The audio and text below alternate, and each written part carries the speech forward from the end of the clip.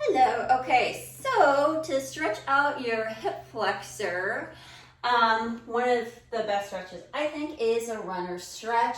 And when you're in runner stretch, think of sinking that hip flexor towards the ground. Like think of like it's a magnet being pulled towards the ground. And you can lower your back knee if that helps you get a little bit deeper with that hip flexor. So just make sure you're not kind of turning your hip out, that you've got that hip flexor sinking towards the ground here. And this is what it would look like for the other side, kind of sinking that hip flexor towards the ground. And another thing is a butterfly hip stretch on your back and just letting your knees fall open. You can push on them a little bit for more range of motion.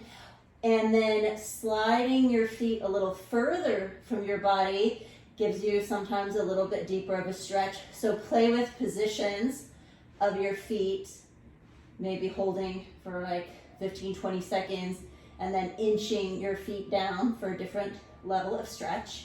And then you can also turn that stretch upside down. So it's like that butterfly hip stretch, except facing the ground.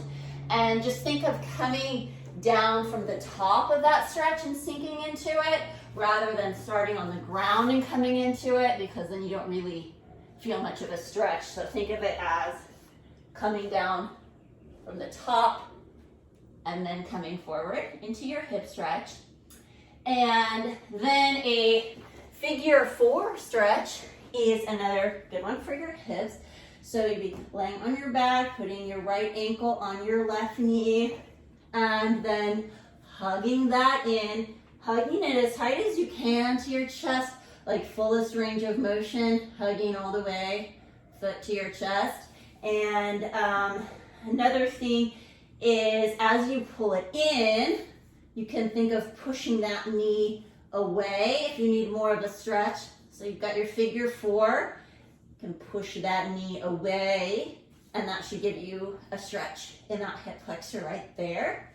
And then taking kind of that same idea and putting it on a chair, sitting down, putting your ankle on your knee, and then you can push this knee away, just making sure both of your like sit bones are even on the chair, that you're not like leaning over onto one side. So you've got your hips square, sit bones even.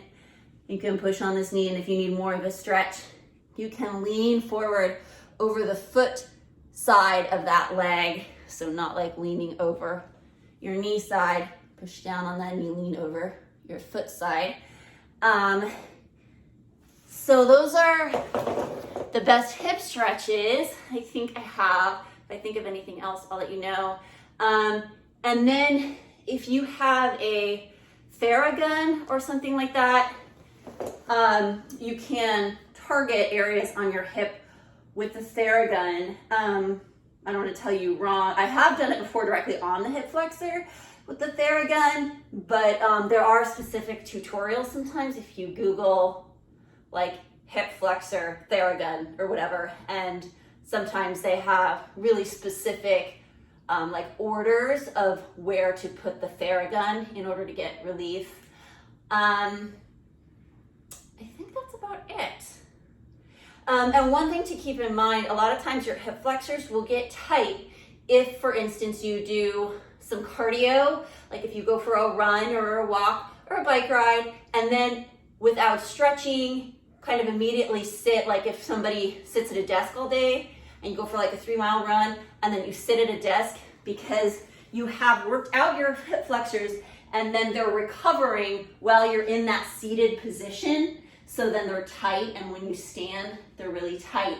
So if you do some cardio, make sure to do some like walking after the intense part of cardio, and then stretching your hip flexors before sitting down or driving if possible, so that they don't recover in that seated position.